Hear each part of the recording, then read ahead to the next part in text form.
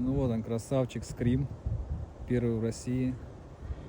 Вот, первые тесты уже готового изделия. Тесты начались с января месяца.